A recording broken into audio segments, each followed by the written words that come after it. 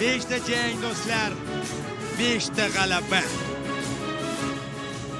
Ulardan oxirgi ikkitasi bevosita ATF ligasida. 2025-yilning 6-dekabrida Kamil Bagdanov nokaut bilan mag'lub etildi.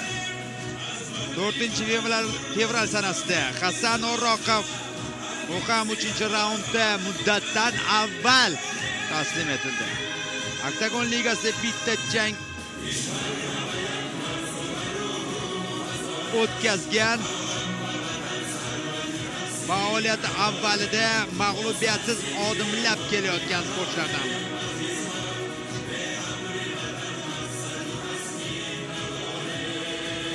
Jahon chempionati ishtirokchisi, sovrindori,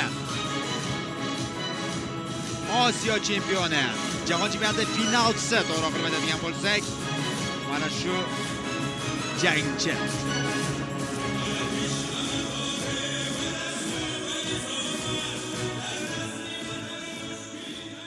Va uning raqibi oktagonning qizil burchagiga taklif etildi. Он является мастером спорта международного класса. Также он чемпион Азии по ММА, финалист чемпионата мира ММА версия ИМАФ. Тренер Фирдаус Зарипов представляет спортивный клуб Ионов Тим. Профрекорд 5 боев, ни одного поражения. Поприветствуем Акром Узаков!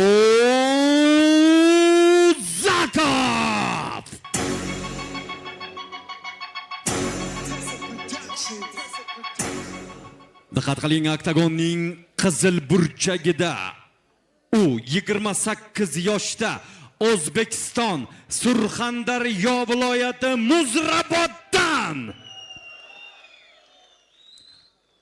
MMA hamda jangovar sambo bo'yicha master sport murabbiyi Odil Abdurazzaqov, O'zbekiston favqulodda vaziyatlar vazirligi sport klubi a'zosi, bo'yi 170 cm, prof-rekordda 9 ta jang, 6 ta g'alaba, 3 ta mag'lubiyat.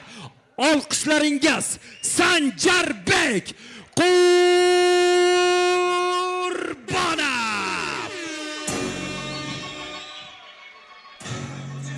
Har ikkala jangchi yana bizga bir bor tanishtirib o'tildi. Bo'y borasida Покажите красивый бой. deyarli ustunligi yo'q endi. Biroz bo'lishi mumkin. Tojikiston vakilida kuchli sportchi kuzatganmiz, haqiqatan juda kuchli. Parterda ham, zarbalanishuvda ham vaziyatdan chiqib ketishi, vaziyatga qarab ish tutishi, bularning barchasi yuqori darajada.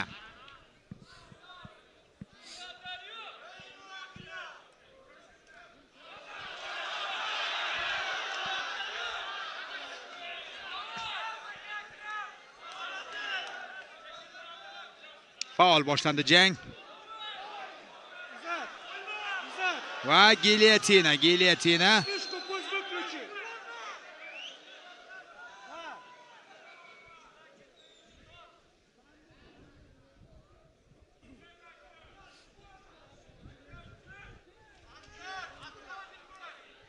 Qiyin bo'g'ish. Qo'l orqali, chunki barmoqlarni birma-bir chiqaryapti bu vaziyatda Uzoqov.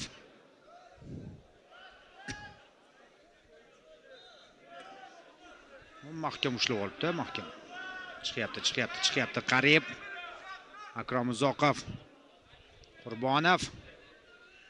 Bu chiqib ketdi, endi boshqacha yo'l tutish kerak bu vaziyatda.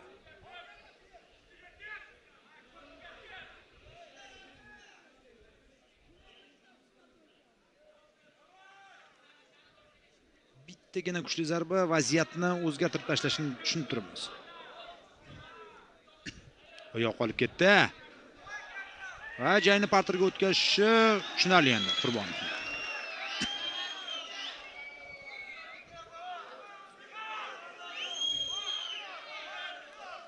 Aberkot zarbasi bilan kutib olyapti raqibni.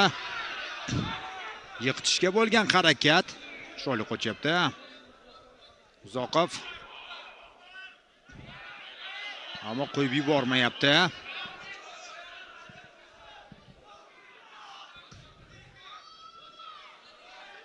Yiqitishga bo'lgan harakat.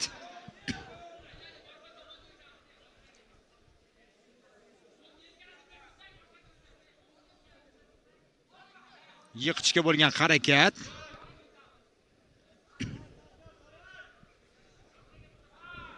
Yo'q, bunday bo'lmaydi albatta. Buni o'tkazish qiyin. Bel nazoratini endi bitta oyoqqa almashib oldi. Ya'ni ushlash holatini. Bunday vaziyatda himoyalanish nisbatan osonroq bo'ladi hozir. Tojikistonlik jangchiga.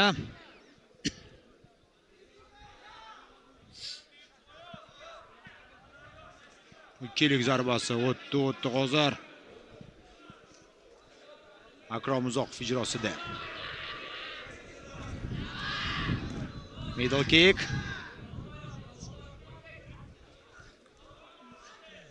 Omadini parterda izlashi tushunarli endi bu yog'iga Sanjar Qurbonovni.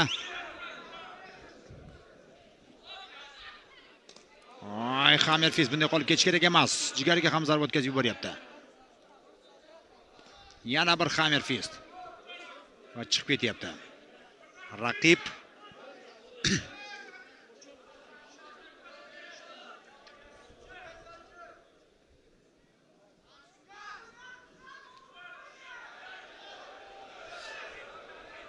yana parterga o'tkazishga bo'lgan harakatni ko'ryapmiz. Ammo bunday vaziyatni nazoratni qo'ldan boy bermayapti-da baribir. E'tibor qarating, qanday saqlab qolyapti joylashuvni. Va bel nazoratiga o'tmoqda. Tizzada qoringa zarba, boshga zarba o'tyapti. Zarbalar o'tirmagan holda bu zarbalar o'z so'zni aytmasdan qo'ying. Aytadi baribir. Hammerfist pastdan ikkita zarba yana. Ikkilik zarbasi. Yana tizzada zarba. Tinmayapti. Yana qoringa og'riqli va mana hozir yakuniga yetkazishi mumkin. Jangni ogohlantiradi Zatilla Sharipov. Ogohlantiradi. Va bo'ldi. Endi jahon chempionati finalchisi albatta boshqacha bo'lishi mumkin.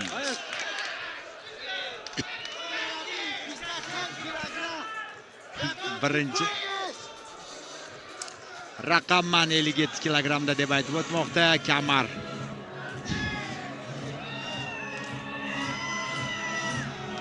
Uchun jangga shayligini e'tirof etdi.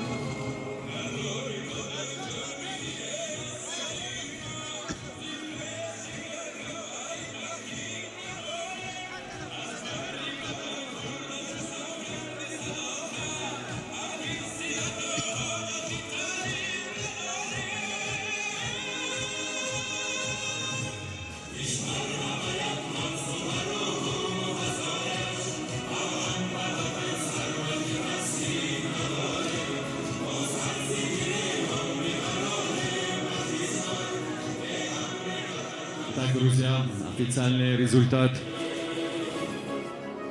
на президентский бой на титул. Da'vogarlar titul. Kamar uchun da'vogarlar jangining rasmiy natijasi. Birinchi raund 4-daqiqada TKO texnik nokaut bilan g'alaba qozonmoqda. Siniy ugol ko'k burchak Akrom Uzoqov, Tojikiston. Akrom Uzoqov. Tojikiston kamari uchun bo'lib o'tadi. Olqishlab qo'yamiz. Va keyingi jang kamar uchun o'tkaziladi. Raqiblar yetarli darajada. Assalomu alaykum Namangan. Hammalaringga katta rahmat, kelganlaringga, balet qilganlaringga hammalaringdan Alloh rozi bo'lsin.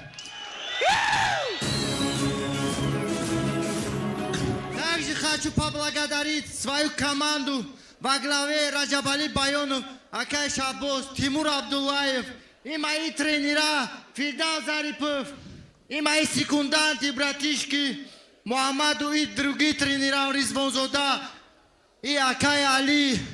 И также первый сбор я проходил в Эволджуме под руководством Артура Ахмедова. Тренер, огромное спасибо тебе. И что хочу сказать насчет поезда. У меня с первого дня цель был поезд завоевать. Этот ремень, иншаллах, в следующем бою поедет в Таджикистан.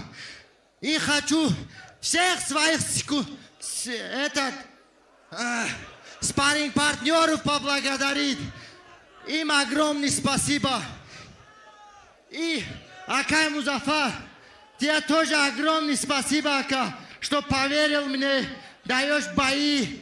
И вот каких, как мы, даешь возможность. Тебе огромное спасибо, Ака. И хочу своего менеджера поблагодарить, Алишера Каримова. И хочу руководство Доробфайт, Акай Даврон, Джураев Даврон. Он много делает в ММА Таджикистане. И много выкладывал, когда я выступал по этому любительскому ММА. Ему тоже спасибо. Амаларига Рамат!